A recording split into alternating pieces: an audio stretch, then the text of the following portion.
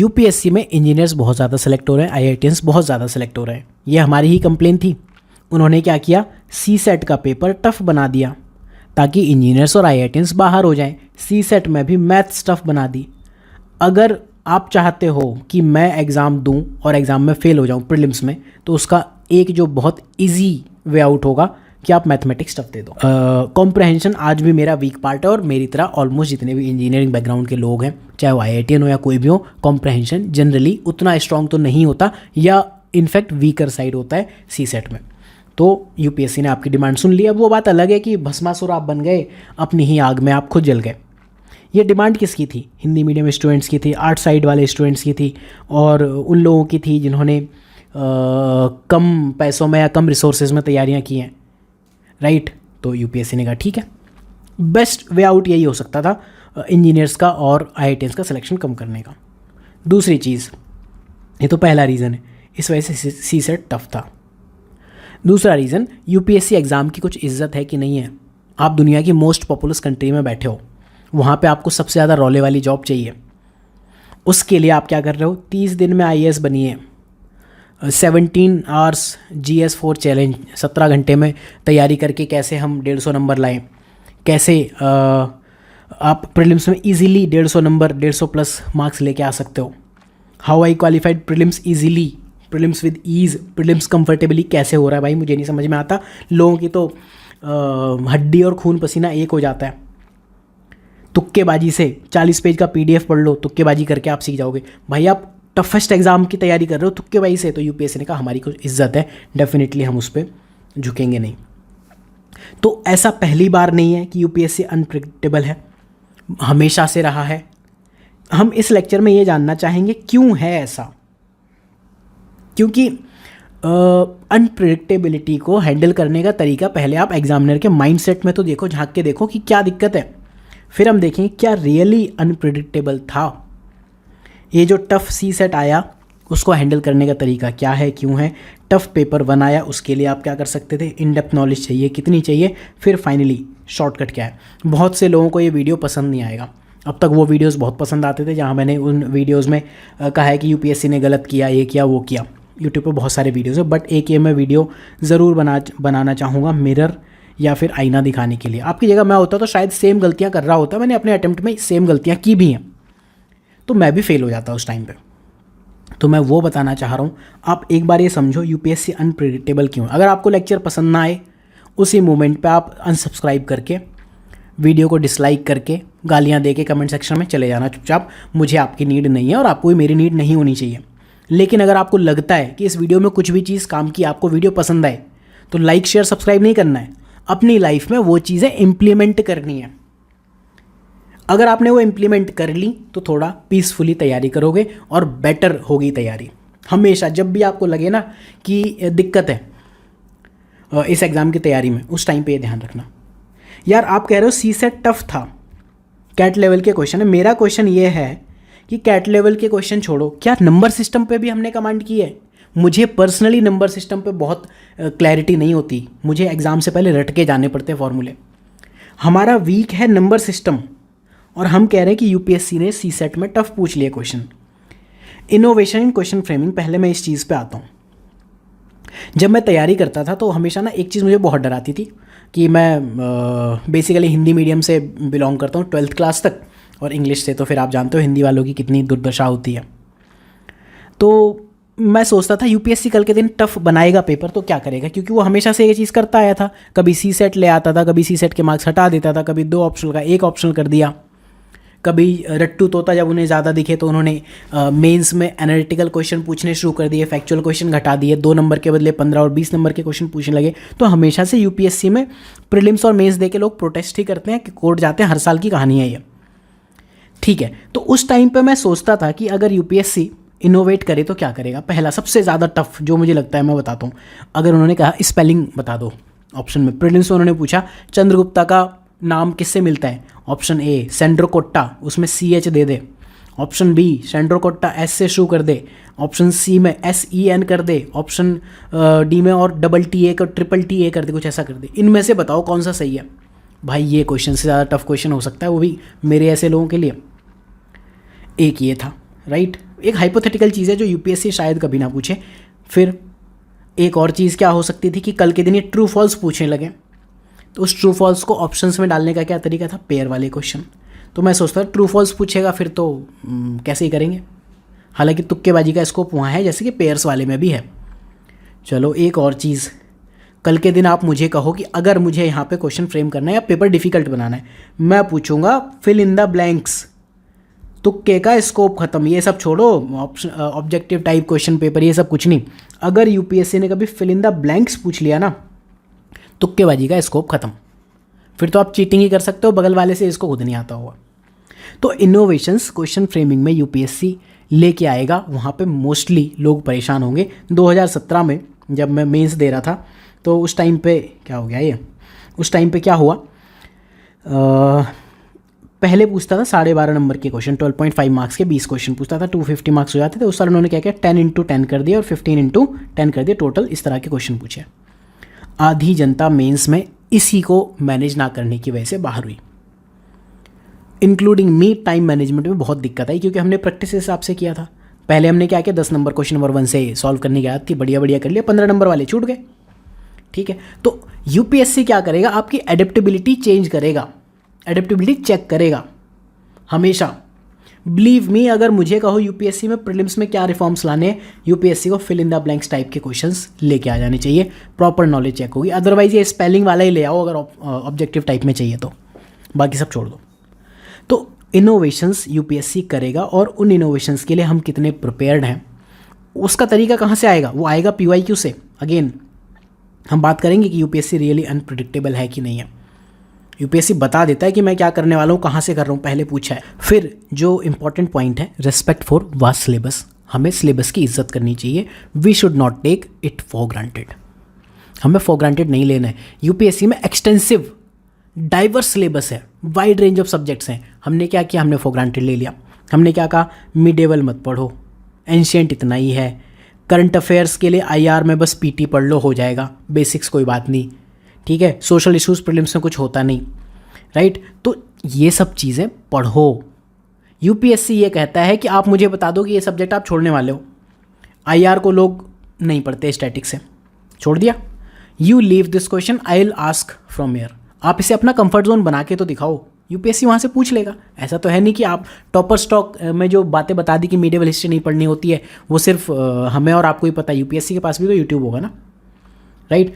Believe me, जो लोग prelims को गालियाँ दे रहे हैं, कुछ दिन में वो गालियाँ देंगे कि वर्ल्ड हिस्ट्री में ये क्या पूछ लिया, पोस्ट इंडिपेंडेंस में ये क्या पूछ लिया, मेंस में। प्रीलिम्स तक में वर्ल्ड हिस्ट्री और पोस्ट इंडिपेंडेंस से क्वेश्चन पूछ लेता है, वो तो ठीक है, बट यहाँ तो सिलेबस में है।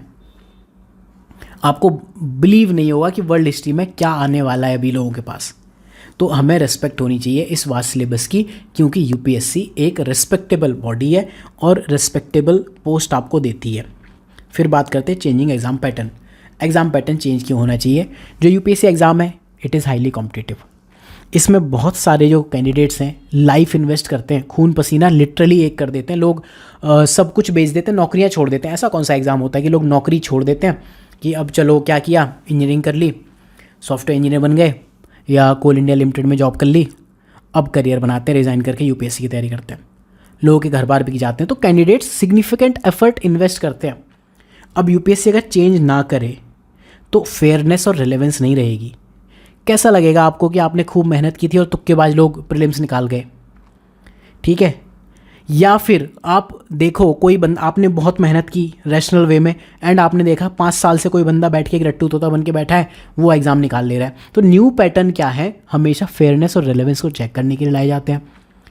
ये जो पुराने candidates accustomed to use to हो चुके हैं प्रीवियस फॉर्मेट्स को लेकर, उनको सरप्राइज़ करने के लिए है, क्योंकि यूपीएससी को बेस्ट कैंडिडेट्स डिस्टिंग्विश करने हैं।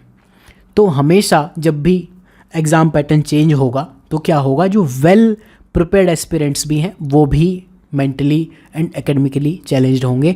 नहीं तो क्या होगा, इनजस्टिस ये होगा कि फर्स्ट अटेम्प्ट के लोग प्रीलिम्स में सेलेक्ट ही नहीं होंगे। भाई जो बंदा 5 साल से तैयारी कर रहा है वो डेफिनेटली 1 साल वाले से तो ज़्यादा ही जानता होगा। एक अगर वो सीरियस एस्पिरेंट है, मैं मान के चलो दोनों ही सीरियस है, तो इस वजह से एग्ज़ाम पैटर्न चेंज होना बनता है। और आप इस चीज़ पे भरोसा रखो कि यूपीएससी आने वाले टाइम में भी चेंज करता रहेगा। तो यू शुड बी प्रिपेयर्ड, आपको एडेप्टेबिलिटी पे ध्यान देना पड़ेगा। फिर टाइम कंस्ट्रेंट और प्रेशर क्यों लाता है? यूपीएससी टाइम कंस्ट्रेंट के लिए जाना जाता है, चाहे वो प्रीलिम्स हो या मेंस हो। टाइम कंस्ट्रेंट में क्या है, आपको क्विकली थिंक करना पड़ता है, टाइम मैनेजमेंट आपको करना है। एक जो प्रेशर आता है लिमिटेड टाइम का, उससे क्या है, जो फैमिलियर इजी क्वेश्चंस भी है ना, वो भी ऐसे लगते हैं कि यार ये पता नहीं क्या है। 2016 में एक क्वेश्चन पूछा था, 1919 का एक्ट, कॉन्स्टिट्यूशनल एक्ट था या जुडिशरी के लिए था या पुलिस रिफॉर्म्स के लिए था, ऐसे कुछ 3-4 ऑप्शन थे। भाई मेरा दिमाग ख़राब हो गया, इस चीज़ के लिए पढ़ी थी 1919 का एक्ट पूरा इतने डेप्थ में, पॉलिटी ये पूछेगा। मैंने लास्ट मोमेंट तक टिक नहीं किया, बस एंड में जब एग्जामिनर यहाँ, मैं यहाँ बैठा हूँ, एग्जामिनर यहाँ आ रहे हैं टिक टिक टिक, और मैंने यहाँ इमीडिएटली बबल भरा कि भाई यही कॉन्स्टिट्यूशन, सबसे पहले जाकर चेक किया कि ठीक है गलत है। तो प्रेशर में ना इजी चीज़ें भी डिफ़िकल्ट लगने लगती हैं, और लाइफ में प्रेशर आएगा, उसकी हम बात करते हैं यहाँ और यहाँ। ये 2 चीज़ें आपके लिए काफ़ी इंपॉर्टेंट है, ये वाले 2 पॉइंट। देखो अल्टीमेटली यूपीएससी ने आपका पोटेंशियल चेक करना है फ्यूचर सिविल सर्वेंट की तरह, ठीक है। देखो ये इकलौता ऐसा एग्ज़ाम है जहाँ अगर आपका एग्ज़ाम क्वालिफाई हो गया तो आप हो ऑफिसर, नहीं क्वालिफाई हुआ तो आप एक एस्पिरेंट हो, स्टूडेंट हो। मेरे साथ एक पर्सन शुक्ला जी तैयारी करते थे, आज के टाइम पे वो IRAS ऑफिसर है, इंडियन रेलवे अकाउंटिंग सर्विस में 2016 बैच में।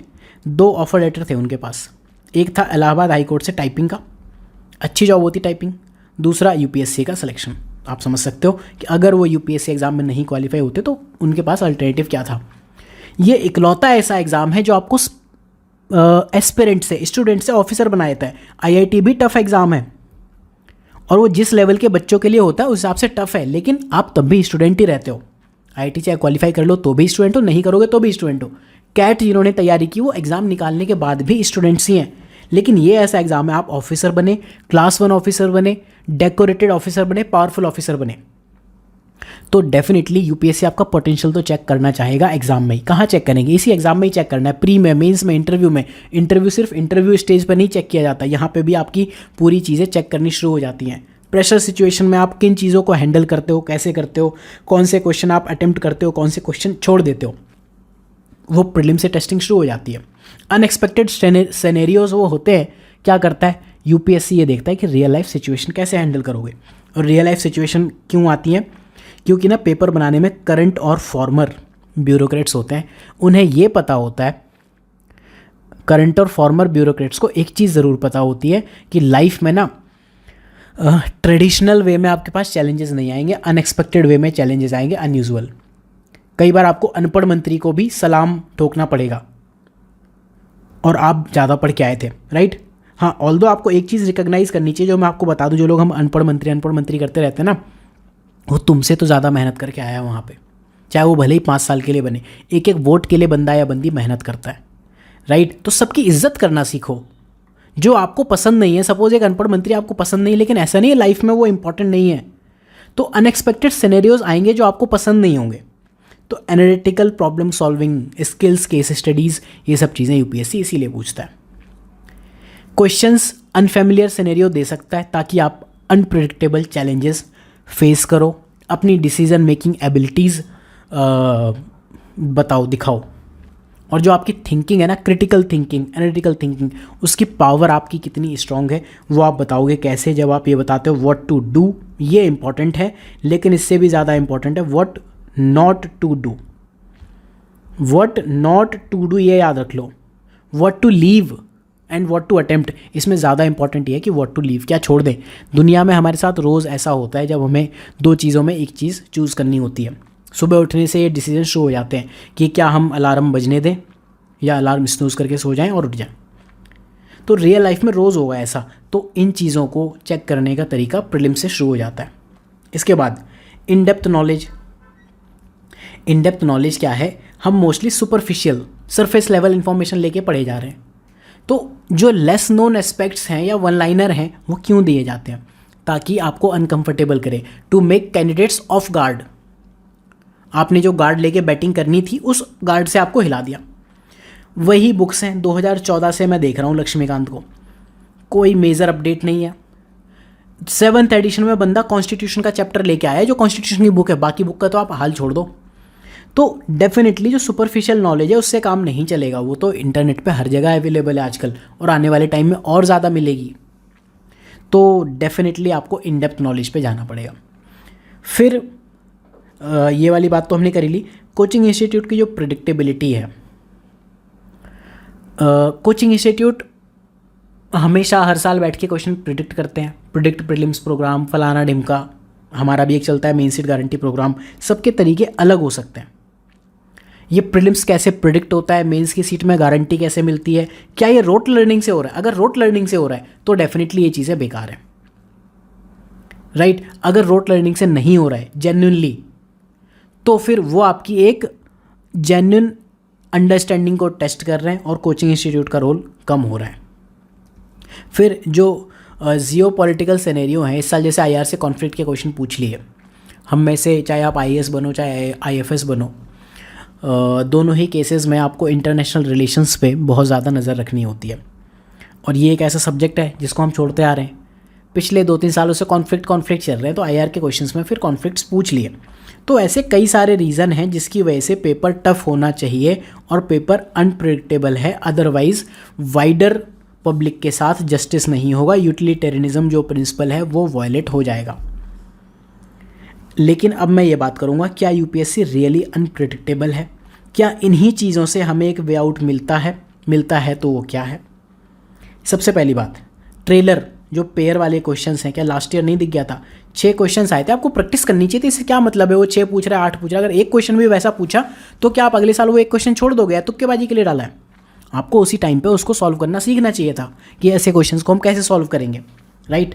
तो आप ये कह रहे हो कि पिछले साल 6 पूछे, इस बार 45 पूछ लिए, तो ऐसा नहीं होता है। उन 6 क्वेश्चंस की भी उतनी ही वैल्यू, उस टाइम पे उन 6 क्वेश्चंस का उतना ही हवा मचा था जितना इन 45 का बचा है। वो 6 तो फिर भी अनअटेम्प्टेबल थे, इस 45 में तो फिर भी आप 20-22 अटेम्प्ट कर सकते हो, राइट। ऑप्शंस का नेचर चेंज हुआ है, क्वेश्चन रिलेटिवली उसमें हैं जो अटेम्प्टेबल हैं, थीम्स वही हैं ले दे के। तो पहला ट्रेलर UPSC ने लास्ट ईयर दे दिया था। फिर जो स्टेटमेंट बेस्ड क्वेश्चन है या एजर्जन रीजनिंग के क्वेश्चन है, यार 90s का ट्रेंड है। MSGP कोर्स में आप देखो, मैं क्यों कहता हूँ 40 साल के क्वेश्चन करो, 40 साल के करो, तो 90s का ट्रेंड है, आपको तैयार करना चाहिए था। जो टफ या वेरी टफ क्वेश्चंस हैं 80s का ट्रेंड है। 90s में ही तो हर चीज़ का डाउनफॉल हुआ है, चाहे वो मूवी हो, म्यूज़िक हो, क्रिकेट हो, एनीथिंग, सिनेमा हो, उसी तरह से एजुकेशन का। अब देखो, मैंने एक वीडियो में ये बात की हुई है, ऐसा नहीं है मैं पहली बार कह रहा हूँ। ये वीडियो मैंने बनाया था 6 आउट ऑफ 13 रिपीटेड 80s और 19 के क्वेश्चन है। ये वाला वीडियो अभी भी वैलिड है। ये आप वीडियो देखना, जो आपको थंबनेल दिख रहा है ना, these are not click baits. आप ये देखो कितने क्वेश्चंस रिपीट हो रहे हैं। और यहाँ मैंने क्या बात की थी, एक दोगलापन वाले वीडियो में मैंने प्रीलिम से पहले कहा था, भैया एलिमिनेशन के भरोसे मत बैठे रहो। मैं खुद क्वेश्चन के आंसर पहले रखता हूँ, फिर उनका आंसर आपको एक्सप्लेन करता हूँ। ये तो इस वीडियो मैंने स्क्रीनशॉट के साथ बताया, बाकी छोड़ो। ये कितने टाइप के क्वेश्चन होते हैं, क्या आप सिली मिस्टेक्स करते हो, किस टाइप के कीवर्ड्स हैं, 80s और 90s के क्वेश्चंस क्यों इंपॉर्टेंट हैं, ये पूरी गाइडेंस सीरीज़ आप देखो, ये हमेशा रेलेवेंट रहने वाली है, राइट। तो वहाँ पे हमने यही बात की है कि जो टफ और वेरी टफ क्वेश्चन है 80s से लाए हैं, एजर्जन रीजनिंग 90s का ट्रेंड है, ट्रेलर पेयर वाले क्वेश्चन में हमने लास्ट ईयर देख लिया है, ठीक है। अब फिर सब फ्री है, मार्केट में सब फ्री है, सबका शॉर्टकट है। क्या चाहते हो आप 30 दिन में IAS बनना? तुक्के से एग्ज़ाम निकाल के करोगे देश सेवा, अपनी पर्सनल सेवा भी कर पाओगे। एग्ज़ाम तो मोस्टली लोग ये पर्सनल सेवा के लिए निकालते हैं, तो पर्सनल सेवा कैसे करोगे? आपसे CSET की एक प्रॉब्लम सॉल्व नहीं हो रही, मैथ सॉल्व नहीं हो रही, कल के दिन पैसा कैसे आप काउंट करोगे, बिटकॉइन कैसे खेलोगे? फिर उन चीज़ों से डेफिनेटली आपको फ़र्क पड़ना चाहिए। जो बंदा कह रहा है यूट्यूब पे या कहीं भी पब्लिक प्लेटफॉर्म पे कि मैंने प्रीलिम्स तो इतने इजीली क्वालिफाई कर लिया या 150 नंबर लाने इतने इजी हैं, वो अल्टीमेटली सबकी लाइफ डिफ़िकल्ट बना रहे हैं, राइट। फिर एक चीज़ और है, क्या UPSC रियली अनप्रेडिक्टेबल है? ये मैंने एक बात कई वीडियोज़ में कही है। 3 कॉम्पिटिटर्स हैं आपके, YES, Y मतलब यू, सबसे पहला कॉम्पिटिटर आप खुद हो, ठीक है। बट YES में 3 चीज़ें, आप मुझे कहो सबसे इंपॉर्टेंट क्या है? S, paper setter. S को मैं कहता हूँ सेटर, यानी कि पेपर सेटर, इसने पेपर सेट किया। Y का मतलब यू, सेकंड मोस्ट नंबर पे आप खुद इंपॉर्टेंट हो, थर्ड नंबर पे एग्जामिनर। इनका मतलब क्या है? जो पेपर सेटर है उसका आप पॉइंट कहाँ से जानोगे? प्रीवियस ईयर क्वेश्चंस में झांको तो सही एक बार, देखो UPSC ने इस बार क्या किया। ऐसा कुछ भी नया नहीं है जो पहले UPSC ने आपको कभी दिखाया ना हो। ऐसा कुछ भी नहीं है। चाहे वो पेपर पेयर वाले क्वेश्चन पूछता हो या एजर्स एंड रीजनिंग के क्वेश्चंस पूछता हो या फिर नंबर ऑफ टफ क्वेश्चन पूछ लिए, कम ज़्यादा हो सकते हैं, ठीक है, कट ऑफ ऊपर नीचे होगी। सी सेट में टफ क्वेश्चंस पूछ लिए, आपको पता होना चाहिए कि एक क्वेश्चन पे ईगो लेके नहीं बैठना है। 67 मार्क्स ऐसा तो है नहीं लोगों के आ नहीं रहे हैं, आ सकते हैं। सी सेट को एज अ सब्जेक्ट हम लोग इग्नोर कर देते हैं, बाकी छोड़ो, तो उस सबको एज अ सब्जेक्ट पढ़ो, ना सिर्फ मैथ्स ना सिर्फ रीजनिंग, बल्कि कॉम्प्रहेंशन पे भी ध्यान दो, डेटा इंटरप्रिटेशन पे भी ध्यान दो। ये चीज़ें आपको कहाँ से दिखेंगी? पेपर सेटर से। हमेशा से यूपीएससी के सी सेट के पेपर में आपको कोई ना कोई क्वेश्चन मिल जाएगा जो कैट में कभी पूछा होगा। कोई ना कोई क्वेश्चन आपको पेपर 1 पेपर 2 दोनों में ऐसे मिलेंगे जो आप कभी भी सॉल्व नहीं कर पाओगे एग्जाम में बैठ के। आप घर में बैठ के नहीं सॉल्व कर सकते, बाकी छोड़ दो, एग्जाम दे के आ जाओ। जब तक यूपीएससी आंसर की रिलीज़ ना कर दे, हमें आंसर भी नहीं पता होता कई बार, ठीक है। तो सबसे ज़्यादा इंपॉर्टेंट है पेपर सेटर। यूपीएससी क्या पूछने वाला है, कैसे अपना ट्रेंड सेट करने वाला है, वो सबकी ग्लिम्स आपको दे चुका है। शॉर्टकट से दूर जाएगा डेफिनेटली, ये पक्की बात है। फिर आप क्यों इंपॉर्टेंट हो? आपका कंपटीशन खुद से है। क्यों? देखो, कट ऑफ ऊपर नीचे हो सकती है। आपके पास एक लक्ष्मीकांत है सपोज पढ़ने के लिए, ठीक है, किसी साल का पेपर का टफनेस लेवल ये है और यहाँ पर इतनी मेहनत करके आप एग्ज़ाम क्वालिफाई कर लेते हो, ठीक है, यहाँ टाइम है। अगर आप मेहनत करते रहते हो और इस लेवल के पार पहुँच जाते हो, आप एग्ज़ाम क्वालिफाई कर रहे हो, ठीक है। किसी साल पेपर बहुत टफ आ गया, कट ऑफ नीचे चली गई, किसी साल पेपर और ईजी आ गया, ये एफर्ट आपके या नंबर ऑफ मार्क्स बढ़ जाएंगे, ऐसा ही कुछ होगा। तो आपका कंपटीशन तो खुद से है ना, ये चीज़ें रिलेटिव हैं। कंपटीशन रिलेटिव है, आप रिलेटिव नहीं हो, आप अपने रिलेटिव नहीं हो सकते हो खुद। अगर आपको पता है कि इसी लक्ष्मीकांत से क्वेश्चंस आने वाले, तो हमें सही करने चाहिए। बिलीव में उसी लक्ष्मीकांत से क्वेश्चंस आएंगे, वही आप गलत करके आओगे, वहीं आप बाहर हो जाओगे। उसी पॉलिटी और स्पेक्ट्रम की जो बुक है, इनसे जो क्वेश्चंस हैं वो आएंगे, आप ठीक कर दोगे, आप अंदर हो जाओगे। तो ये ध्यान रखना, आपका कंपटीशन आपसे है, आपको डिस्टॉर्ट नहीं होना है, डिस्टॉर्शन के लिए है। और इसका बेस्ट एग्जांपल है, अगर आपको देखना है ना पढ़ने वाले लोग कितने, एक बार देख लेना यूट्यूब पे रील्स पे, कोई लड़की डांस कर रही हो उसके कितने मिलियंस व्यूज़ होते हैं, और कोई लड़की पढ़ा रही हो उसके कितने व्यूज़ हैं, एंड कोई लड़का पढ़ा रहा है उसके कितने व्यूज़ हैं। डिफरेंस आपको समझ में आएगा कौन क्या करने आता है, ठीक है। तो तीसरा कंपटीशन आपका होता है एग्जामिनर से, जो आपको एग्ज़ाम के बाद मिलेगा। तो ये तो एक एक्सटर्नल फैक्टर है जिस पे आपका कंट्रोल नहीं है। प्रीलिम्स में एग्जामिनर OMR शीट है, मेंस में एग्जामिनर जो इवेल्युएटर है वो है, एंड उसके बाद जो एग्जामिनर है वो इंटरव्यू बोर्ड है, राइट। तो हमें इन चीज़ों पे ध्यान देना पड़ेगा। सबसे पहले जो हमने कहा YES, इसमें जो S है इस पे ध्यान दो, पेपर सेटर। ऐसा कुछ भी नहीं है जो आपको नहीं पता, मैं बार बार कह रहा हूँ। अगर आपको ये चीज़ पसंद आए तो आप ये लाइन अपनी लैंग्वेज में कमेंट करके लिख सकते हो कि यस, UPSC टेल्स एवरीथिंग। हमें उसी चीज़ पे मास्टरी करनी है। तो UPSC is not really unpredictable, ठीक है। ऊपर नीचे होंगे, ट्रेंड्स चेंज होंगे, वो मैंने यहाँ सब बात कर ली है। अब टफ सी सेट मैंने बता दिया, देखो टफ क्यों है। इंजीनियर सेलेक्ट हो रहे हैं, IITian सेलेक्ट हो रहे हैं, वो बैलेंस करना था, बहुत ज़्यादा हाई तो वो मचाई थी सी सेट को लेकर। लेकिन टफ इसलिए है क्योंकि हमारा नंबर सिस्टम स्ट्रॉन्ग नहीं है। प्रोबेबिलिटी और परमिटेशन कॉम्बिनेशन के क्वेश्चन तो छोड़ दो, जो नॉर्मल LCM में लोगों को आफत आ जाती है, HCF निकालने में आफत है, मुझे LCM में कई बार दिक्कत हो जाती है, बाकी आप छोड़ो, ठीक है। तो सी सेट पढ़ना पड़ेगा, कॉम्प्रहेंशन, फास्ट रीडिंग समझनी पड़ेगी, पढ़नी पड़ेगी, तब जाके होगा, ऐसे नहीं होगा। अदरवाइज सी सेट और टफ होगा। अभी आप क्या बात कर रहे हो, लोग इस पूरे सब्जेक्ट को टाइम देते हैं 15 दिन 20 दिन की, चलो ठीक है सी सेट ही तो देख लेंगे। पेपर 1 टफ क्यों है? इन सब रीज़न की वजह से टफ है। सॉल्यूशन क्या है? YES का यस S, ये चीज़ आप ध्यान रखो। सिर्फ हिस्ट्री में आधा पेपर रिपीटेड है, ये देखो, ये रहा, विद प्रूफ स्क्रीनशॉट डाले हैं। और बाकी इसमें देखना सिनॉप्सिस का जो नोट्स हैं उससे सीधे क्वेश्चंस आए, एक एक पेज से 3-3 क्वेश्चन उठ के आए हैं, 3-3 ऑप्शन एक ही पेज से आए हैं, ऐसे 3 क्वेश्चंस में है, राइट। और वो कहाँ से बने नोट्स? हम लोग कहाँ से बनाते हैं नोट्स? हम हिस्ट्री खुद तो लिख नहीं दे रहे हैं, NCERT से कर रहे हैं, और मोस्टली ओल्ड NCERT से। तो पेपर 1 अगर टफ है तो उसका सॉल्यूशन भी वहीं से आएगा। बेसिक्स फंडामेंटल्स हमें स्ट्रॉन्ग करने पड़ेंगे, प्लस प्रीवियस ईयर हमें अपनी पढ़ाई में ऐड करना पड़ेगा। देन इन डेप्थ नॉलेज क्यों ज़रूरी है? देखो, इन दोनों का थोड़ा सा और डिस्कशन करते हैं। सब कुछ फ्री है, कुछ चेंज नहीं हो रहा है, वही कंटेंट चल रहा है, चाहे 2015 में हो, चाहे 16 में, 18 में, थोड़ा बहुत चेंज हो रहा है। इनफैक्ट जो लोग सेलेक्ट हो रहे हैं अपने नाम पे नई बुक प्रिंट करो, छापो, बेचो, मार्केट में पैसा बटोरो। बेसिकली सिलेक्शन के बाद कोई टॉपर स्टॉक में जाके पैसे बटोर रहा है, कोई बुक्स ला के पैसे बटोर रहा है, यही चल रहा है और क्या। Everyone knows that. और यहाँ पे बैठने के नाते तो ये चीज़ मैं बिल्कुल दावे से कह सकूँ, टॉपर स्टॉक में होता क्या है, जो आपको पता है ना एग्जैक्टली वही होता है। और सबसे बड़ी प्रॉब्लम यह है, nobody, literally nobody tells truth. कोई भी सच नहीं बोलता क्योंकि किसी को नहीं पता। एक चीज़ बताओ, GS3 में कलेक्टिव मार्किंग लो क्यों है? एक वीडियो में मैं आपको बता दूंगा। आपको एक क्वेश्चन का एग्जांपल देता हूँ। इस बार एक क्वेश्चन पूछा है, discuss the emerging challenges due to left wing extremism या इमर्जिंग एस्पेक्ट्स। भाई हमने लिख दिए, लैंड का इशू है, एजुकेशन का इशू है, हेल्थ का इशू है, इंक्लूजन का इशू है, इस तरह के सारे इशू लिख दिए। भाई क्वेश्चन में ना इमर्जिंग पूछा था, आप ये वर्ड तो हाजमोला के साथ पचा गए, कैसे नंबर आएंगे?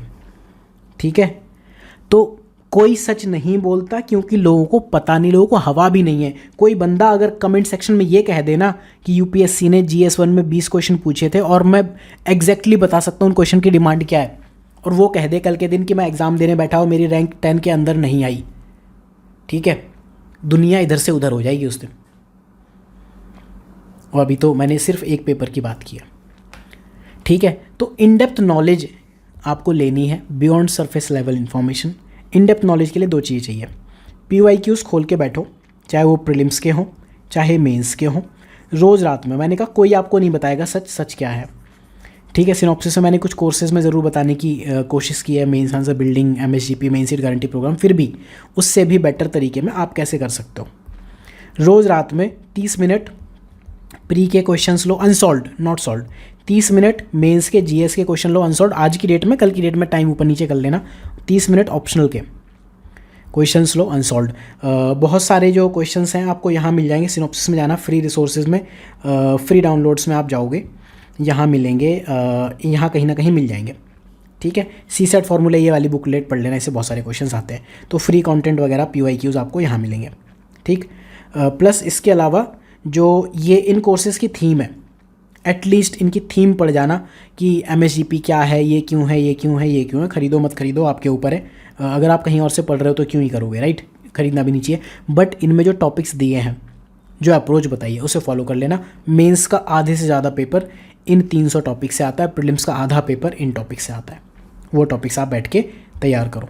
और एक चीज़ और, जो मैंने गाइडेंस सीरीज़ में बताया है ना, चीख के पिछले कई सालों से बता रहा हूँ कि प्रीवियस ईयर चेंज होते हैं, रिपीट होते हैं, टारगेट 1 कैसे लाओगे, 5 बुक्स क्यों इंपॉर्टेंट हैं, ठीक है, क्वेश्चंस कैसे रिपीट होते हैं सारे, क्या गलत है मार्केट में, क्या सही है, 80s 90s के क्वेश्चंस क्यों इंपॉर्टेंट है, आंसर राइटिंग क्यों दिक्कत दे है, आंसर बिल्डिंग क्यों करनी चाहिए, सुपर फास्ट कैसे पढ़ोगे, करंट अफेयर्स में क्या पॉटी है, हिंदू क्यों नहीं पढ़ना चाहिए, कैसे क्या करोगे, टेस्ट सीरीज़ में क्या बवाल है, इन सब चीज़ों पे बात की। ये आप देख लेना, हमेशा काम आएगा।